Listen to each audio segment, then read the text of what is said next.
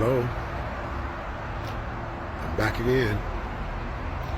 I'm back again to encourage you again with another word of encouragement. And this time I want to talk about self-control. I want to talk about an act and thinking about something before you do it. That's where I want to talk from. Self-control in a way where you want to say and do certain things when you don't do it. That's where I want to talk from. I want to talk from people who are hurt. You know when you're hurt. You know when someone has hurt you. One of the releases when a person is hurt is to hurt other people. It's almost as though your relief and your satisfaction when you in hurt is to hurt other people. The old saying is that misery loves company.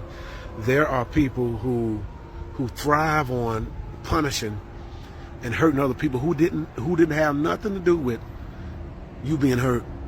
You have to be careful because, see, the thing about it, when you're thinking about it, that's one thing, but when you come out your mouth and when you tell that person exactly how you feel, you can't take it back. Words do hurt.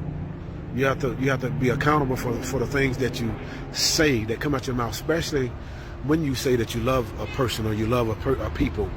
Because once you say it, you can't take it back. All the apologies and I'm sorry in the world, but what's that comes out your mouth is out there. That's why God says, that's why even the Bible says to be swift to hear. Because when you speak wrong, there's a consequence. And depending on the severity of that consequence, you can't take it back. You cannot take it back. And that's why wives, more so wives, husbands do it too, but wives, that's why you have to be really, really careful when your spouse, your husband has hurt you, done things to you unfairly. You have to be careful not to express and to call their name out, especially on social media or around other people. Because just men in general, sometimes when you do that, even though you have good intentions, what happens when you call his name out like that, it makes him feel even more withdrawn. It makes him feel more embarrassed, and it also makes him feel more uncomfortable when you're trying to bring him back, but really from probably an innocent place that you did it from. What you're doing, you're really counterproductive because you're really running him away. You think that you're helping him, but really you're embarrassing him. And men, one of the things we do have is an ego. And you never want to, never, if you can, disrespect your man.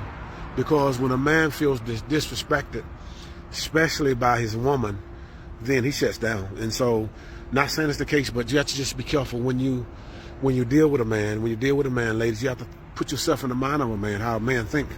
Like man, one of the things that I try to do when I'm talking to a woman or whatever, in that sense, I learn about a woman, how the woman thinks, how the woman responds to certain words, and how to talk to her. And so in order to understand the people, you have to know their language. So just be careful of the frustration and the hurt. Those saying hurt people. And it's true because misery loves company. Just fight that emotion and fight that unfair feeling. And some stuff you just keep to yourself. Because even the Bible says, God says that when you pray, close the door. And what you go do in secret, no, God will reward you.